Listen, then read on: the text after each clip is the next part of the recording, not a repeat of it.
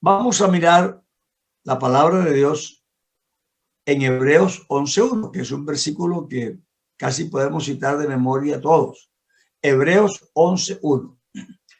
Es pues la fe, la certeza de lo que se espera, la convicción de lo que no se ve.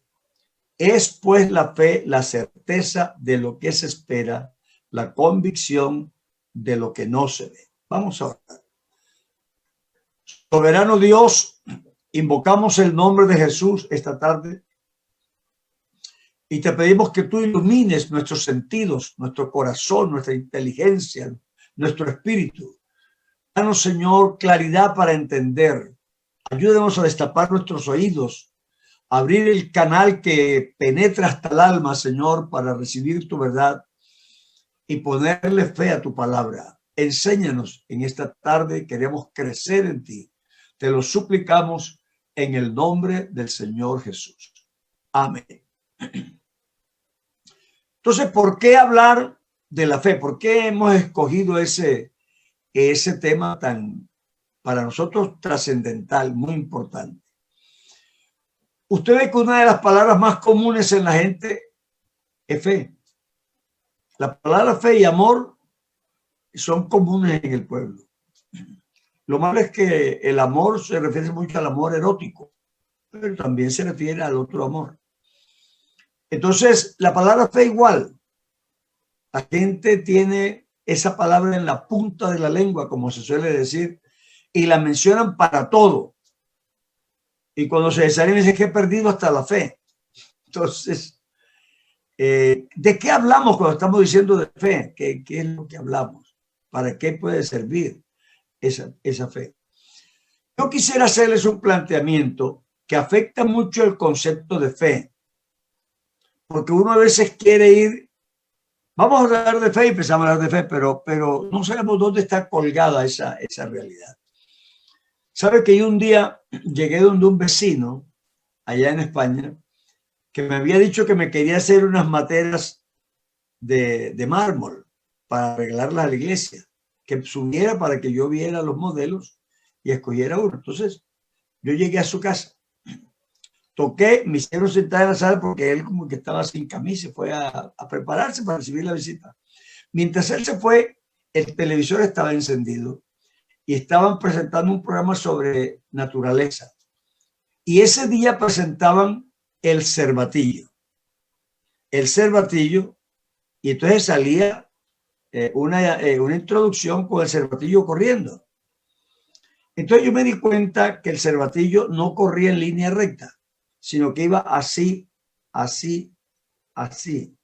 Y claro, él tiene los ojos, no son exactamente en el frente, sino un poquito hacia los lados.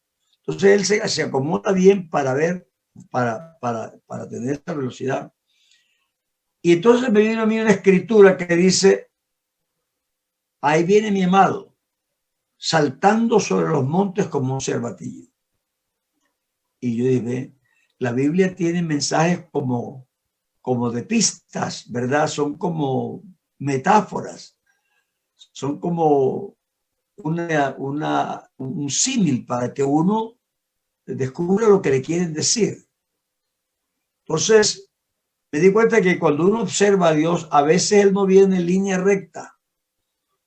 Entonces uno no ve las cosas porque no son así, de frente, sino que viene y uno saca conclusiones. Y me parece a mí que cuando hablamos de cualquier tema bíblico, debemos entender que Dios tiene una manera de hablar con los hombres, una manera de revelar sus cosas, una manera de hacernos saber las cosas que son muy peculiares. La fe es una de esas. Por allá en la época de Calvino, hubo una discusión muy grande sobre la soberanía de Dios. Y lo que tú pienses de la soberanía afecta a lo que tú crees que es la fe. Entonces es importante que uno tenga claro ciertas cosas para saber dónde se ancla el concepto fe. Uno decía que la soberanía de Dios era inflexible, era fatalista. Dios dice, te mueres mañana a las 3:40 de la tarde. O te mueres o te mato, pero yo no quedo mal. A las 3 de la tarde te mueres. Y muchos hermanos creen que la profecía es así, que Dios profetiza sin saber lo que va a pasar, pero acierta. Y si Dios lo dijo, va a pasar. Pero ellos dicen, va a pasar, como que dice, porque Dios no va a permitir que su palabra quede mal. Él la va a hacer cumplir. Y eso es un error, porque eso que parece una exaltación de la soberanía de Dios, muestra a Dios como un ser casi un monstruo. Es mañana a esta hora y si no hay el tsunami, yo lo creo, pero que lo hay. Pero yo voy a acertar. ¿No se dan cuenta que Dios está, este es el tiempo y Dios está fuera del tiempo? Entonces, cuando Él mira fuera del tiempo, Él ve aquí, y Él puede decir lo que va a pasar sin lugar a equivocarse, porque Él está viendo el futuro como si fuera presente. El que llama las cosas que no son como si fueran, porque Él las está viendo. El tiempo es una sucesión que para Dios no existe. Entonces Dios siempre que profetice algo se va a cumplir porque es que lo está viendo, no puede fallar. Entonces esas ideas que transitan en el pueblo sin que la gente se detenga a pensar, porque cuando hace eso tratan de exaltar a Dios, pero resulta que en esa exaltación no lo están exaltando, lo están condenando, lo están haciendo responsable por todas las barbaridades que piensa que pasan en el mundo. Entonces la gente dice, no, es que Dios permitió eso. Es que ¿cómo es posible que Dios vea a la gente muriéndose de hambre y que dijo que Dios es amor? Entonces en estas realidades materiales se cae eso que aparentemente era una exaltación de la soberanía de Dios. Tú tienes que creer en la soberanía de Dios, pero tienes que conocer cómo es Dios para que sepas cómo Él ejerce esa soberanía. Dios pudiera, el día que el diablo se le reveló, Dios podía haberlo destruido con todos los ángeles que se rebelaron y ya se acabó. Los aniquilo y hago otros. El día que el hombre pecó, Dios lo destruye a él y a la mujer y hace otro par y asunto terminado. Pero Dios no es así. Así somos los hombres. Cuando creemos en la autoridad y en la soberanía, creemos así porque nosotros somos así. Pero Dios no es así. Te voy a decir cómo es Dios. Dios dice, he aquí yo estoy a la puerta y llamo. Si alguno oye mi voz y no abre la puerta, la tumba a patadas. ¿Verdad que no dice eso? Dios nunca tumba la puerta a patadas, nunca empuja la puerta, nunca fuerza su entrada. Aquí yo estoy a la puerta y llamo. Si alguno oye mi voz y abre la puerta, yo entraré. Si no me abre, me quedo aquí afuera. Pero se lo estaba diciendo una iglesia que estaba construida en su nombre, para él. Porque en el Apocalipsis todas esas iglesias eran cristianas. Pero aunque eran a su nombre y a su honra, él no iba a empujar la puerta. Él no iba a arrancar la cortina. No. Yo estoy a la puerta y llamo. Si alguno oye mi voz y abre, yo entro. Así que empecemos por ahí, por entender cómo es Dios, para entender los conceptos con que lo definimos a él. No, Dios es soberano, sí, pero como Dios es como es. Yo tuve 5 hijas, hembras. Entonces, mientras estaban chiquitas, uno las castiga y eso, pero ya cuando llegaron como a los 15, ya eran unas señoritas. Entonces, me cometieron una falta, yo le llamé y digo, siéntate. Yo tengo un problema con las mujeres. Me dice, ¿cuál, papi? Bueno, que yo fui criado con el criterio de que a las mujeres hay que respetarlas, que no se golpea a las mujeres, que no se maltrata a las mujeres. Y ya si yo te corrijo a ti con un azote, no me sentiría corrigiendo a una hija, sino maltratando a una mujer. Entonces ese concepto que tengo sobre la mujer y el trato que se le debe dar me impide que yo levante la mano contra ti, soy capaz. Entonces vamos a poner otras reglas para que tú me entiendas que yo soy el papá Yo soy el que dijo la casa, pero yo te voy a respetar como adulta, como mujer adulta que eres. No sería capaz de maltratar. Hermano, pues usted es el papá, sí, pero yo tengo una crianza. Y esa crianza es una camisa de fuerza que me lleva a mí a actuar así. Entonces, Dios es Dios. Dios nunca, el día que Abraham habló con Dios, en ese camino que iba solo con él, Abraham conocía a Dios. Y él le dice, ¿será posible que el juez de toda la tierra castigue al justo con el impío? Nunca tal haga. Es decir, no concibo yo a Dios matando al justo con el impío. Eso no puede ser. Y entonces, con esa filosofía, con ese criterio inicial, él empieza a hablar con Dios. Es decir, que él conocía a Dios y sabía que Dios no era capaz de hacer eso, aunque pudiera. Porque ¿quién le va a pedir cuentas?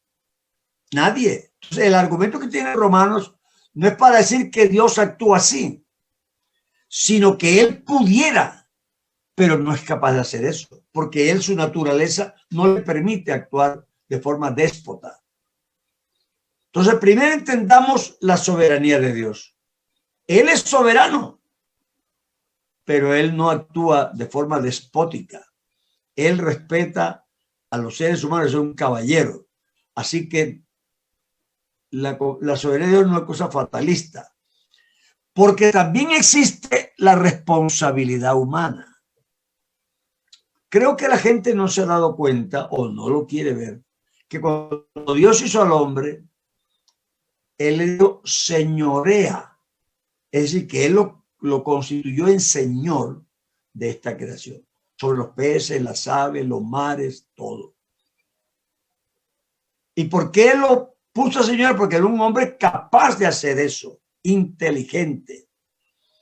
Le trajeron todos los animales y les puso nombre, así como les puso, así se llamaban.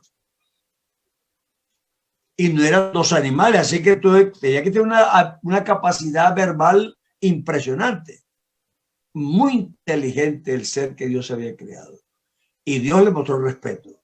Y le dijo, tú vas a ser señor de esto. Tú trabájala, es tuya, haz como tengas que hacer. Entonces, cuando uno se da cuenta de eso, uno empieza a recomponer el cuadro de cómo funciona este nivel de poderes, este balance de poderes que dicen ahora, ¿verdad? Entonces, Dios el máximo, pero el diablo también está ahí y está el hombre. El Salmo 8, eso es lo que nos dice. Oh Jehová, Señor nuestro, cuán grande es tu nombre en toda la tierra. Cuando veo tus cielos, obra de tus dedos, la luna y las estrellas que tú formaste, yo me pregunto, ¿qué es el hombre para que tú lo visites? ¿Qué es el hombre para que pienses en él? Esa pregunta no es para rebajar al hombre. Esa pregunta es para definir al hombre como Dios lo hizo. Porque en Hebreos, cuando se dice ese versículo, dice, pero no vemos que todo le esté sujeto. No se refiere a Jesús, se refiere a Adán, a los descendientes de Adán. Pero no vemos que todos, pero vemos a este Jesús, ahí sí, coronado de honra y gloria. Ese es diferente. Pero Dios puso al hombre ahí. Lo hiciste un poco menor que los ángeles, pero lo coronaste de honra y de gloria. Y Señor, tú eres muy inteligente, hiciste un balance de poder. Entonces el hombre tiene una responsabilidad, no por disminución del poder de Dios, sino porque Dios le concede a él eso. Hemos hablado mucho ese versículo que dice, viendo las gentes, tuvo compasión de ellas porque eran como ovejas que no tienen pastor. Y yo quiero decirte una cosa. Los capítulos de la Biblia son inventados por los hombres. Dios no escribió por capítulos y versículos. Lástima que dividieron esos dos capítulos. Viendo la gente, tuvo compasión de ellos porque eran como ovejas que no tienen pastor, y dijo: a la verdad, la mies es mucha y los obreros pocos. Rogad pues al Señor de la mies que envíe obreros a su mies, y llamando a los suyos, porque el capítulo no se parte ahí. La conversación continúa. Y llamando a los suyos, les dio autoridad. Es decir, en ese momento Dios empieza a compartir con el hombre. Y le puso unas reglas, pero eso sí, lo que ustedes se pongan de acuerdo y me pidan, que yo se lo voy a hacer. Y cuando él le va a hablar a un hombre, no fue directamente, se manda a Jope y pregúntale a Pedro. Allá está un Simón Curtidor. Ahí vive. Y Dios envía el conducto regular. Así que Dios es soberano, pero tiene una naturaleza que él respeta a las personas que él les concede autoridad. La conversación de Dios con Caín tiene también una instrucción muy grande. La instrucción es: Caín, eso que trajiste no es lo que se pide. A ti te enseñaron bien. El pecado está a punto de surgir aquí, pero llévate eso, me traes lo que es, y aquí no ha pasado nada. Pero, le dice Dios, pero a ti será tu voluntad y tú te enseñorearás de ella. Así que tú tienes la capacidad de hacer bien. Y el Señor dice: y si hicieres bien, no serás enaltecido. Claro que sí. Pero si no, tú decides. Caín decidió y Dios respetó su decisión, pero vivió las consecuencias. Porque todo el mundo que toma decisiones tiene que vivir con sus consecuencias.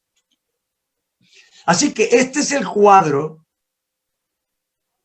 el escenario en que se va a manifestar todo lo que hablamos de la creencia, ¿verdad? En que Dios es Dios soberano, pero no le impone su voluntad a los otros, sino que le pone unas condiciones en las que hay, bueno, yo respeto, tú tienes esto, mientras estés aquí yo respeto eso, y tú me vas a respetar a mí. El que lo viola tiene una cláusula de penalidad. Yo creo que eso es lo primero que tenemos que hacer. Ahora, si nosotros seguimos la historia, el hilo histórico de esta realidad que yo acabo de plantear, nos vamos a dar cuenta que Dios no le impone su voluntad a nadie. La voluntad de Dios, dice la Biblia, es que todos son salvos, es que todos sean salvos. Y yo te pregunto, todos serán salvos. Muchos son llamados y pocos escogidos. Apartados de mí, malditos de mi Padre, al fuego eterno, perdidos. Pero su voluntad es que se hubieran salvado. Lo que quiere decir que él no le impuso su voluntad. Todo el día extendí mi mano a un pueblo contumaz y rebelde. Oh, si me hubiera oído mi pueblo. Si en mis caminos hubiera Israel andado en una nada, yo hubiera acabado con sus enemigos, pero como yo no quisiera. Paraos en los caminos, preguntad por las sendas antiguas cuál sea el buen camino y andad por él. Y ellos dijeron: no andaremos, pero Dios no nos obligó. Entonces la historia nos muestra a nosotros que Dios, además que yo descubro eso, es que la historia nos muestra que efectivamente Dios ha sido así. Entonces, en ese escenario vamos a hablar de fe. ¿Por qué lo hago? Porque hay algunos criterios sobre la fe que tocan este punto. La pregunta es, entonces, ¿la fe es innata? Sí. El hombre nace con la fe, es parte de su estructura psicológica. O el hombre no nace con esa estructura, sino que se la siembran después. Entonces, como Dios es soberano, el hombre que era calvinista me dijo: no, es que usted no puede ni creer si Dios no le da fe para creer. Entonces, los que no creen es que Dios no les dio fe. ¿Te das cuenta dónde están emparentadas estas dos cosas? Entonces, él piensa que la fe es dada y que por cuanto es dada, Dios decide a quién se la da y a quién no se la da. Pero eso no es fe, eso sería la predestinación. Sería una escogencia arbitraria de a quién, o que tú creas como los branamitas, que en el mundo hay unos que son engendrados por el diablo y otros por Dios, y que los del diablo se van para el infierno, los de Dios se salvan, no importa lo que crean. Entonces hay que tener cuidado, porque vamos a hablar de la fe, que es un elemento muy importante en la vida de la relación con Dios, pero tenemos que hacer los planteamientos anteriores para el escenario en que eso sucede, para que sea racional, para que sea inteligente, para que sea bíblico, porque esta es fe de acuerdo a la Biblia, no es fe de acuerdo a lo que piensen los otros. Entonces, volvemos a ese versículo de definición, una definición académica total. Es pues la fe, la certeza de lo que se espera. Yo creo que la gente ha leído ese versículo mal. Ellos dicen, yo estoy cierto que voy a recibir algo que espero. Entonces la gente entiende, yo recibo lo que espero. No, yo estoy convencido que lo voy a recibir. No quiere decir que lo voy a recibir.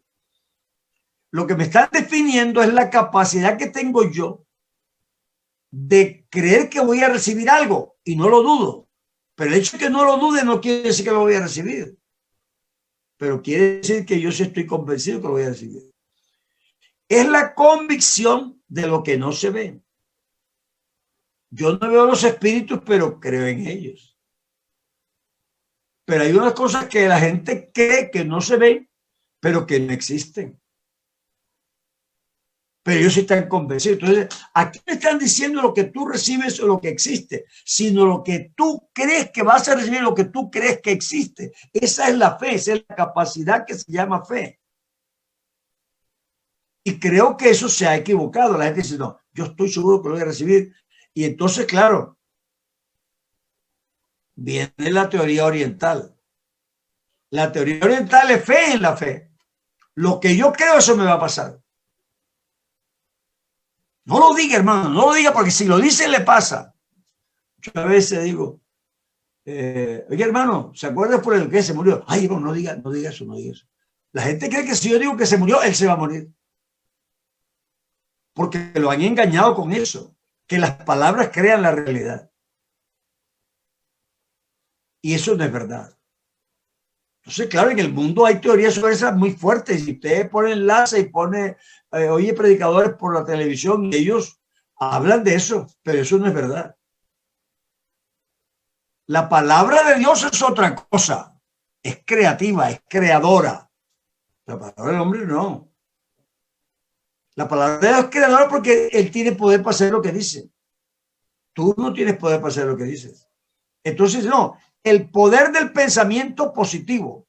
Y hoy en día hay especializados en animar a la gente a creer, sea positivo, repítalo, póngase frente al espejo y diga, yo creo, yo puedo, yo soy.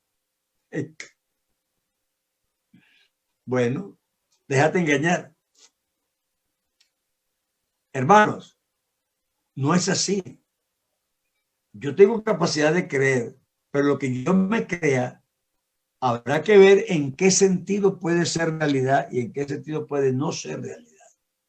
Pero nosotros no somos orientales. Nosotros no creemos en el poder del pensamiento positivo. Nosotros no creemos que lo que yo digo va a suceder. Yo lo decreto.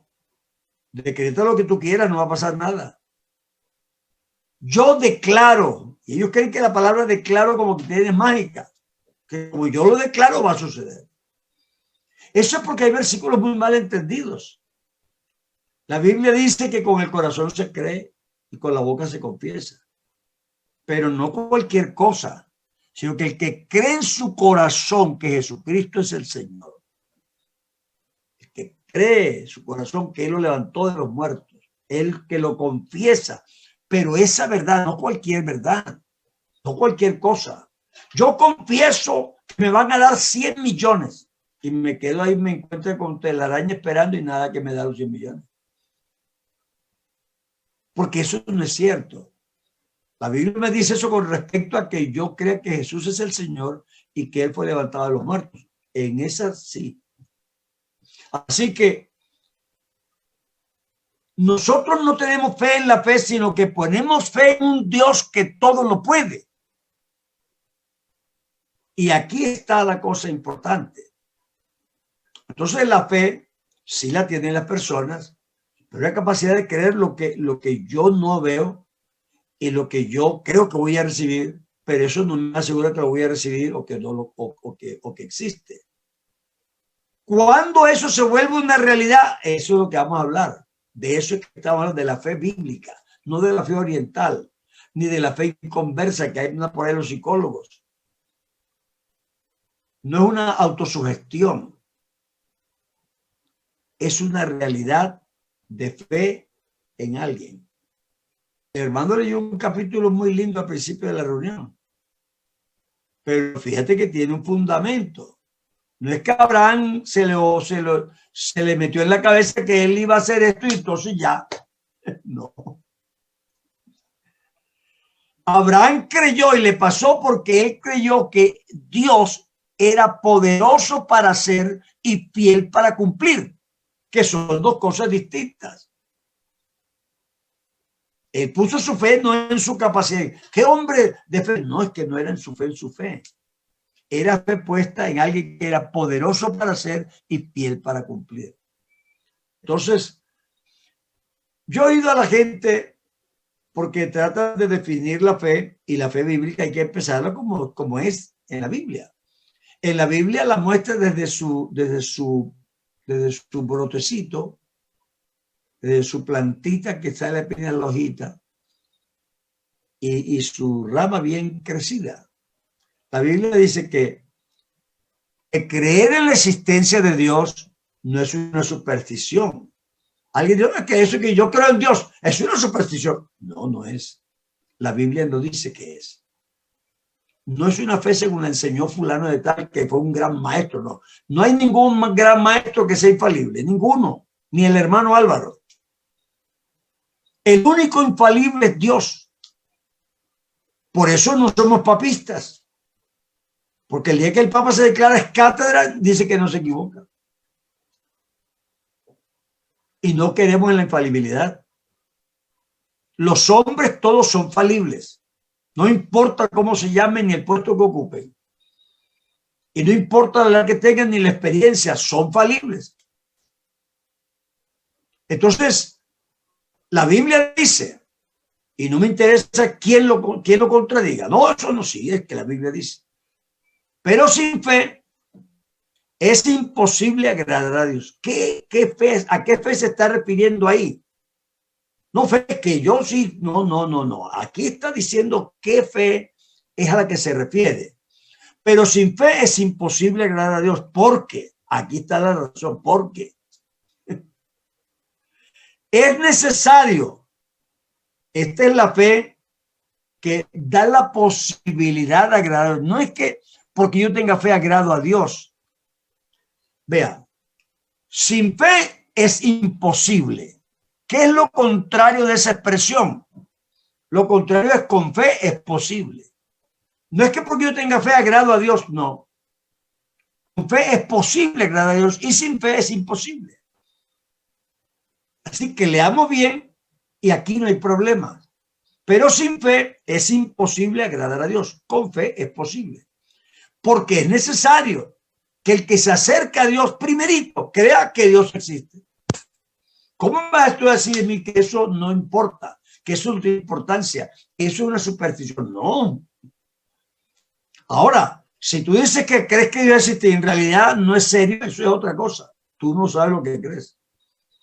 Pero una persona que cree que Dios existe está en el primer peldaño que Dios acepta para empezar a hablar con él. Eso no lo salva, pero eso sí lo conecta.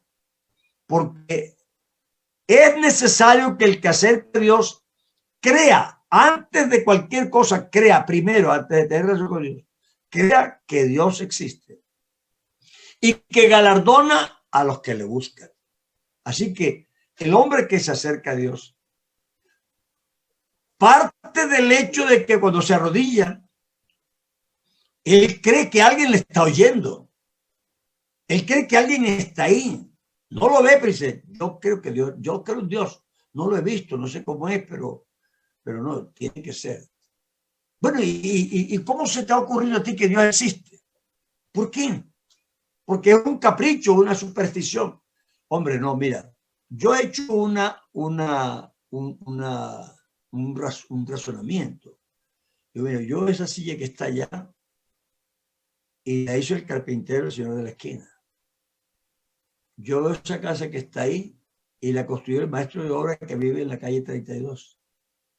Yo veo ese niño que va allá y me dice que ese mamá y ese papá fueron los que hicieron ese niño. Entonces todas las cosas las ha hecho alguien.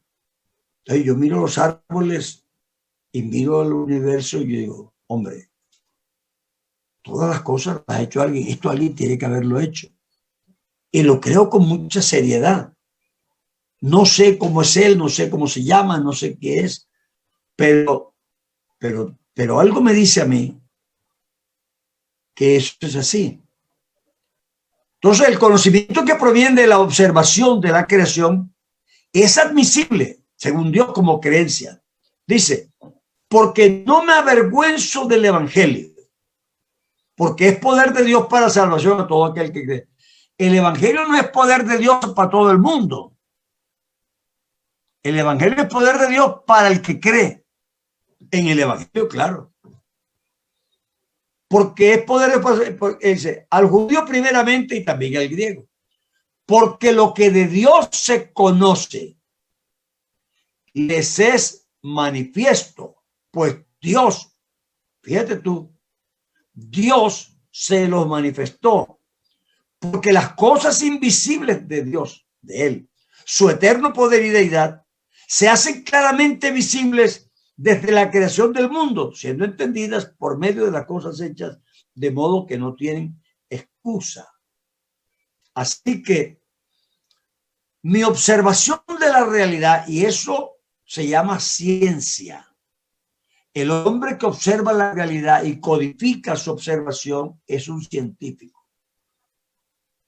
Así que él dice aquí, yo observo, y es como si Dios me hubiera dejado un mensaje, lo dice la Biblia. Oye lo que dice la Biblia. Los cielos cuentan la gloria de Dios y la expansión denuncia la obra de sus manos. Y escucha, no hay dicho ni palabras, ni se oye la voz. En otras palabras, este es un mensaje que me dan los cielos y la expansión, que es mudo. No hay dichos ni palabras, ni se oye la voz. Pero los cielos me están contando una historia y yo la percibo. Dios me ha dejado un testimonio para que yo no tenga excusa. Y el Señor se lo dijo a los judíos, y ustedes son torpes o ustedes son hipócritas, porque ustedes saben que por la apariencia de los cielos va a ser buen día o mal día, va a llover o no va a llover.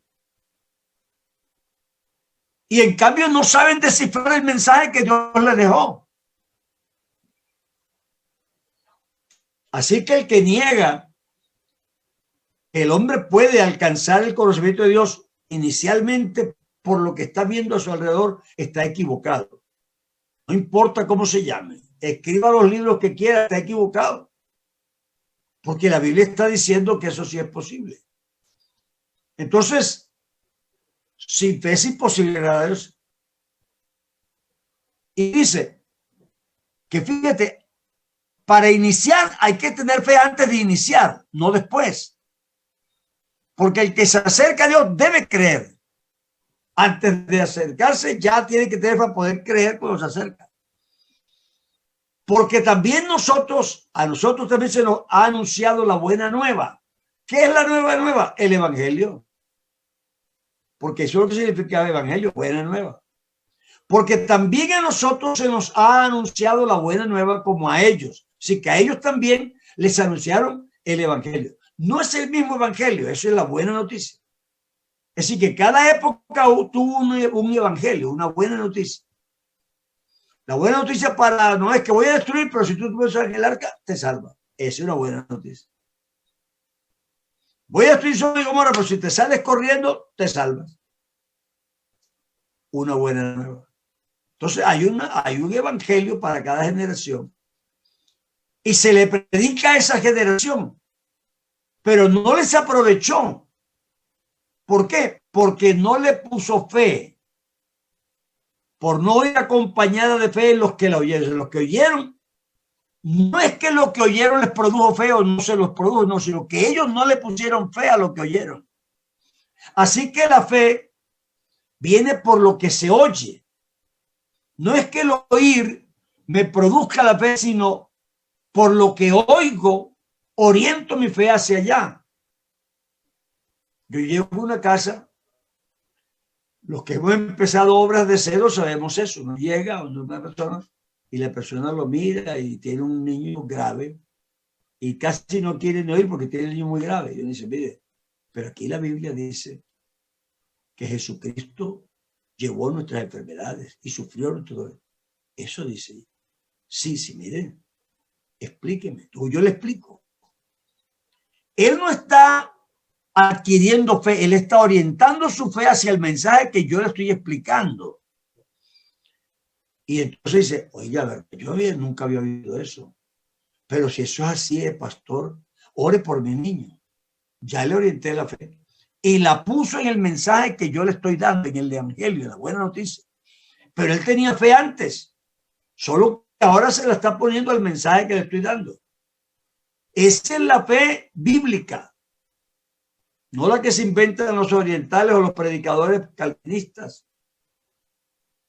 O los que quieren hacerle creer a la gente que ellos son superhéroes, que si se lo imaginan pasa. Entonces, la fe viene por lo que se oye. En este caso, lo que se oye es la palabra de Dios. Entonces, la fe se me orienta hacia lo que oigo y resulta que lo que estoy oyendo no es cualquier mensaje, es la palabra de Dios. Así que es una ancla fuerte para que yo pueda creer en eso, en que Dios sana o en que Dios salva, en que Dios hace las cosas. Leíamos en ese capítulo que leímos y yo quisiera que lo entendiéramos como dice ahí. Porque cuando yo tenía como 12, 13, había un versículo muy popular. Nos lo enseñaban en la iglesia y todo el mundo lo repetía y uno veía a los evangélicos todos repetían ese versículo. Era un versículo de moda. Justificados pues por la fe tenemos paz para con Dios. Y entonces le hicieron un monumento a la fe. No es que la fe, justificados por la fe, pero no, la Biblia no dice así. Léalo. La palabrita pues, esa palabrita tan chiquitita le da sentido a todo lo que se está escribiendo.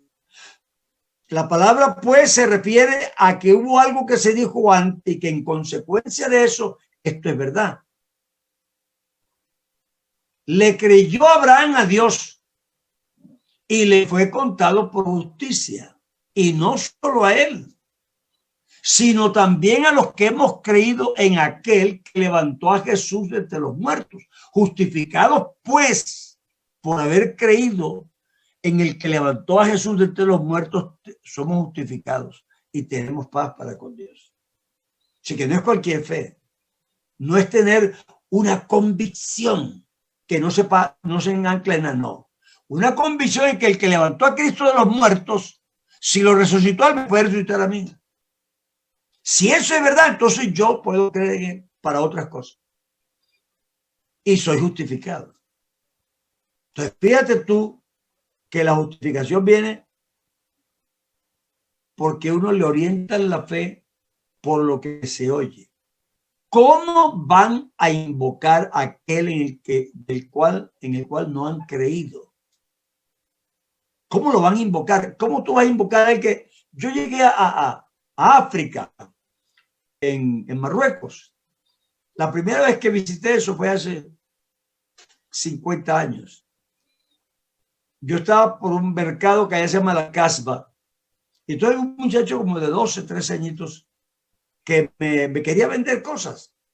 Ellos venden cosas en inglés, en francés, lo que sea, se agarran de cualquier idioma y te venden.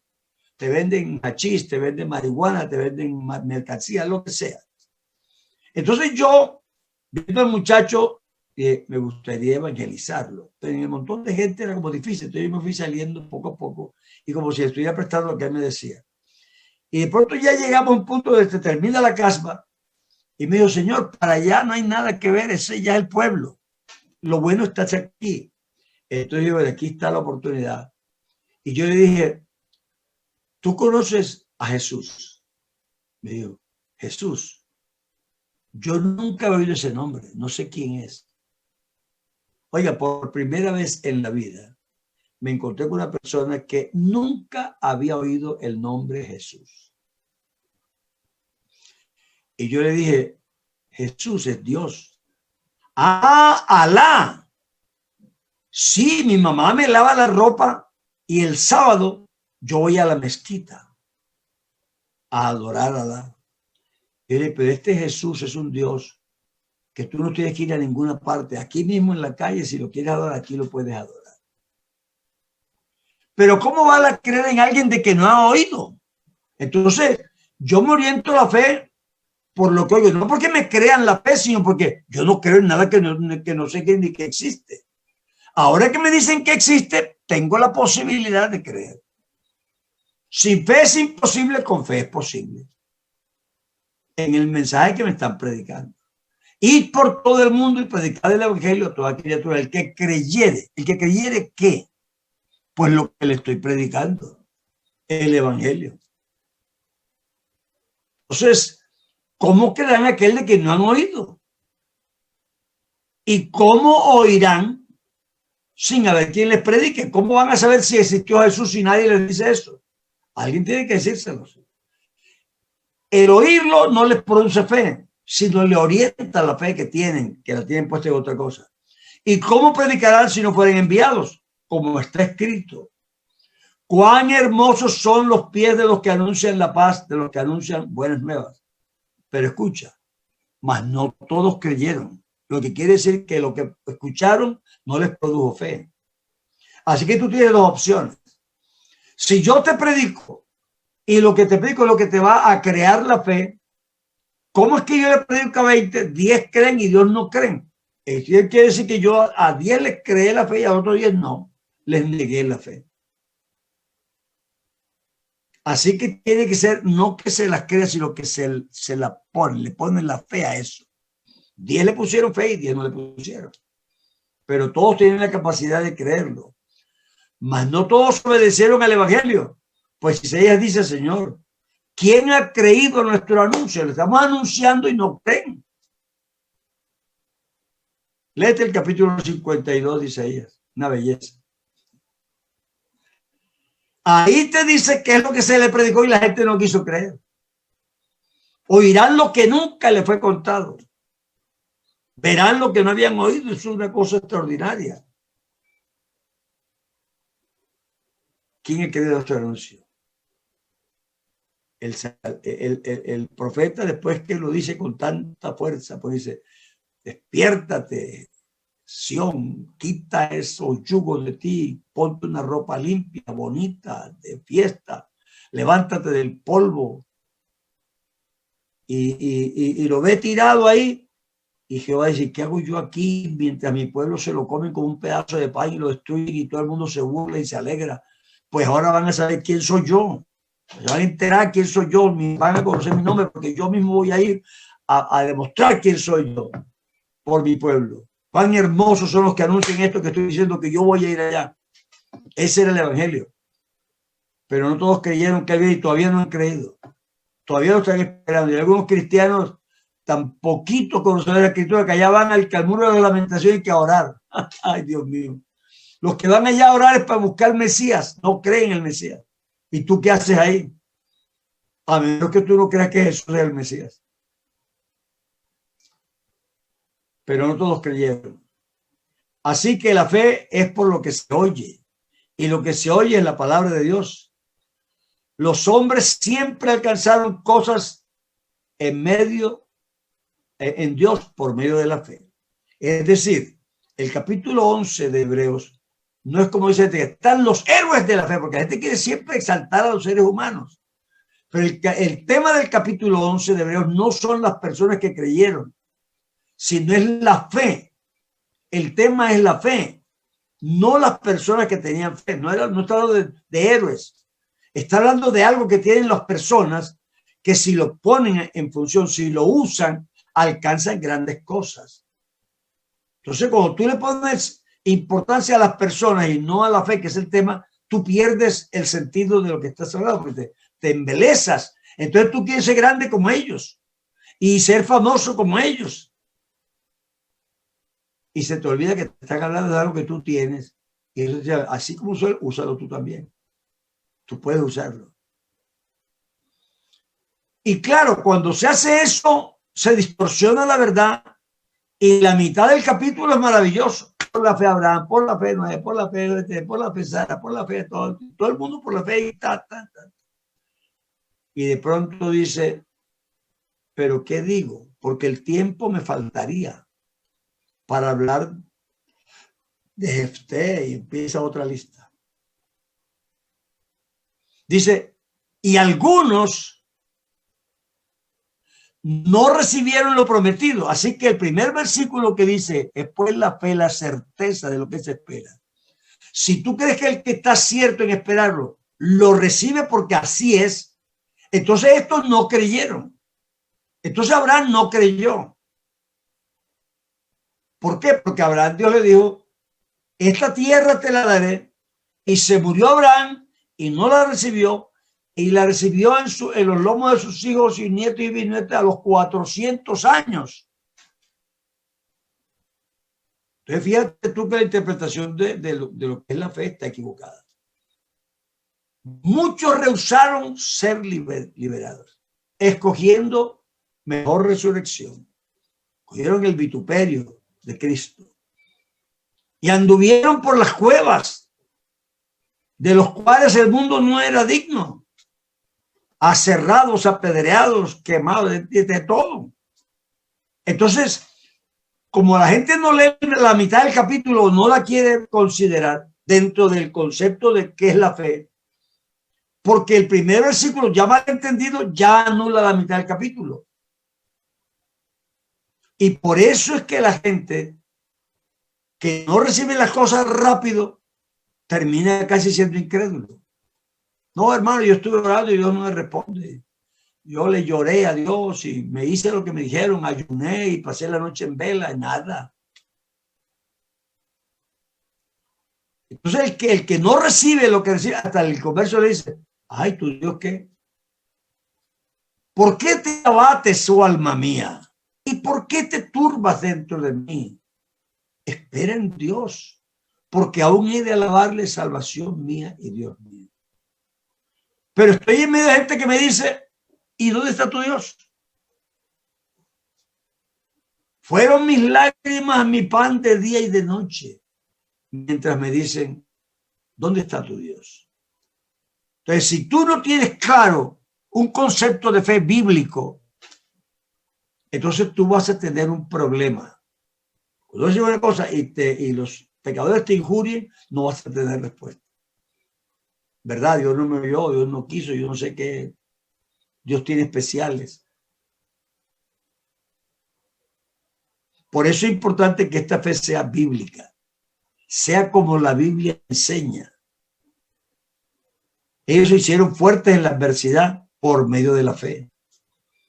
Las mujeres recibieron sus muertos mediante resurrección, pero porque pusieron fe en Dios. No es por la capacidad de creer que resucitaban la gente. Yo estoy convencido. Ahora, levántese. No. El Señor dijo, pedid y se os dará. No pedid y ustedes lo hacen. No, pedid y alguien se lo dará. Porque si dos o tres se ponen de acuerdo, pida quiera y yo lo haré. La fe no es lo que lo hace, la fe no mueve montañas. La fe te conecta con Dios y Dios mueve las montañas. Así que uno quiere ser héroe y convertirse en héroe, pero hay que ser humildes.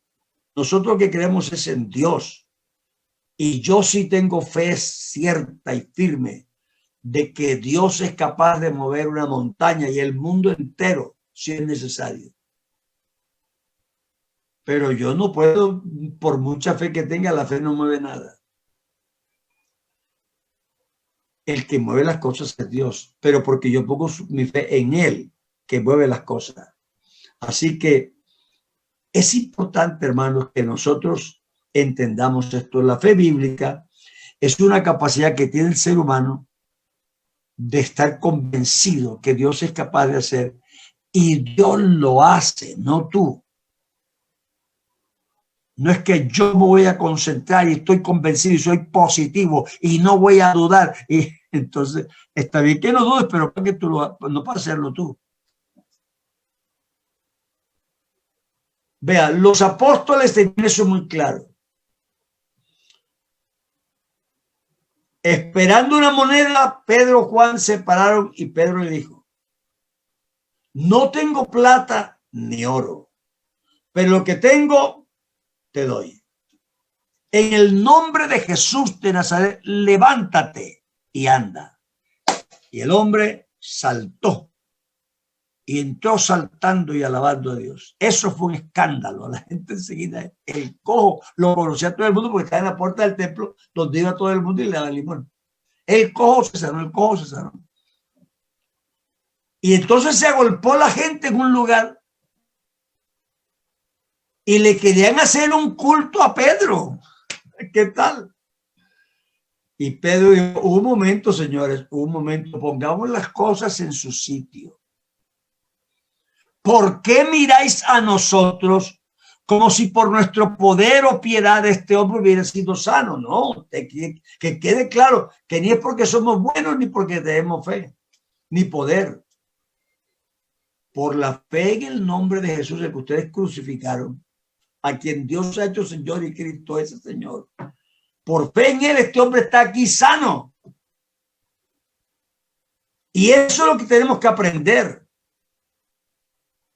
No que soy un hombre poderoso de fe, soy un hombre que tiene fe en Dios. Y ahí sí me vuelvo poderoso, pero porque Dios actúa a través de mí, no es por otra cosa. Así que vamos a tener una fe bíblica. Una fe como dice la Biblia. Descubramos esa capacidad, eso sí, pongámosela a Dios. Porque eso sí, hermano. Acordaos de vuestros pastores que os hablaron la palabra. Consideren su conducta y cuál ha sido el motivo de su éxito. Miren su fe.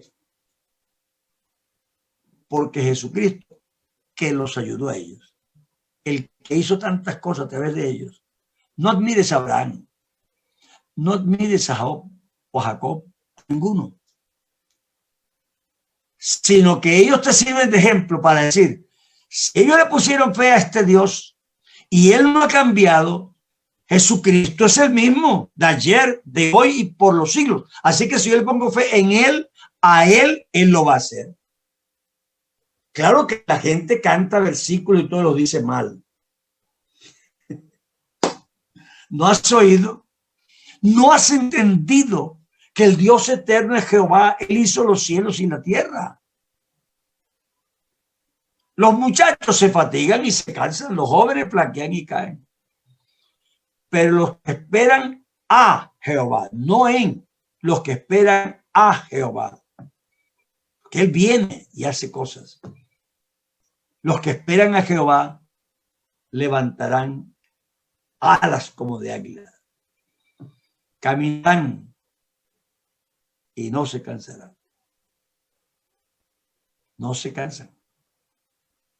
Porque él da esfuerzo, no porque yo por esa fe que tengo no me canso, no, porque Él da esfuerzo al cansado. Es que nosotros enredamos las cosas porque queremos siempre tomar la gloria para nosotros.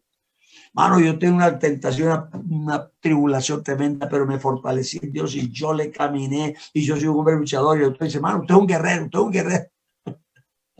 Me fascina aplaudir a la gente. La paloma sobrevivió al tsunami, al frío, a la lluvia. ¿Sabes cómo? Escondida en la roca. Así que escóndete en la mano del Señor. Escondido ahí, tu fortaleza es Él. Jehová es la fortaleza de mi vida. ¿De quién he de atemorizarme? Jehová está conmigo como un poderoso gigante. Este varón es como sombra de gran peña. Es Él y nuestra fe puesta en Él. Esa es la fe bíblica. Dios les bendiga, hermanos, y los animo a ponerle fe a Jesús. Esa fe que usted tiene está bien. Póngasela a Jesús. Que Jesús está mejor que mi fe. Mi fe es así y Él es así. Entonces parece que mi fe fue muy grande, pero es que el que es grande es Él, en quien yo he puesto la fe. Dios me lo bendiga grandemente. Amén.